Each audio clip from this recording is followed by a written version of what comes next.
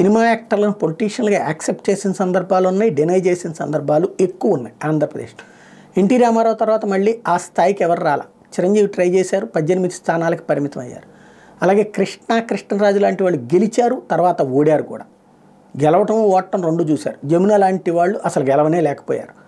అలాగే పవన్ కళ్యాణ్ 2 చోట్ల ఓడినటువంటి సందర్భం ఉంది. కాబట్టి అలాగే చిరంజీవి ఒక చోట గెలిచి ఒక చోట ఓడినటువంటి సందర్భం. ఖచ్చితంగా సినిమా యాక్టర్లు, సినిమా రంగం వాళ్ళంటే జనం చూస్తానికి వస్తారు, ఓట్లేస్తారు అన్నటువంటి నమ్మకం లేదు. అశ్విని దత్తు అలాంటి పరిస్థితి ఫేస్ చేస్తున్నారు.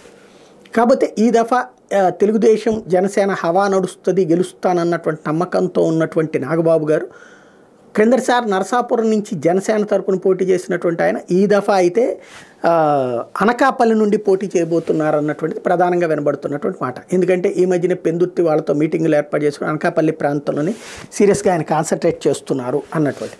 అయితే ఒక సెంటిమెంట్ అనకాపల్లి విషయంలో ఉన్నటువంటి సెంటిమెంట్ ఏంటంటే గతంలో అల్లు అరవింద్ కూడా అక్కడే దెబ్బతిన్నారు.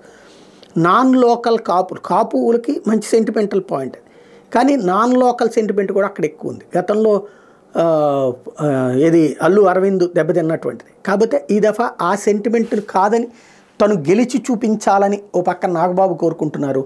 అదే సందర్భంలో అనకాపల్లికి సంబంధించి ఈ లోకల్, ఎందుకంటే ఇది రూరల్ మిళితమై ఉండేటువంటి ప్రాంతంలో సినిమా వాళ్ళకి ఎందుకు ప్రాబ్లం అవుతుందంటే ఎమ్మెల్యేలు ఎంపీలు రోజు మాకు టచ్లో ఉండాలి, మేము అడిగిన పనులు చేసి పెట్టాలని కోరుకునేటువంటి జనం ఎక్కువ ఉంటారు. సినిమా వాళ్ళు వచ్చేటప్పటికి గెలిచిన తర్వాత వెళ్ళిపోయి హెడ్ క్వార్టర్లో ఉంటుంటారు, హైదరాబాద్లోనూ ఇది మన ఇతర సిటీలో. అందుకని అక్కడ వాళ్ళు ఎన్నుకోరు. కొన్ని చోట్ల అట్లాంటి సర్కమ్స్టాన్సెస్ కూడా ఉంటాయి. కాబట్టి అట్లాంటి దశలో అనకాపల్లిని ఎంచుకుంటున్నారు. కాకపోతే నాగబాబుకి సంబంధించి ఆయన హవా, ఆయనకి సంబంధించి ఉన్నటువంటి చరిష్మానే ఆయన గెలిపిస్తుందని ఆయన నమ్మకం. ఏం జరుగుతుందో చూడాలి.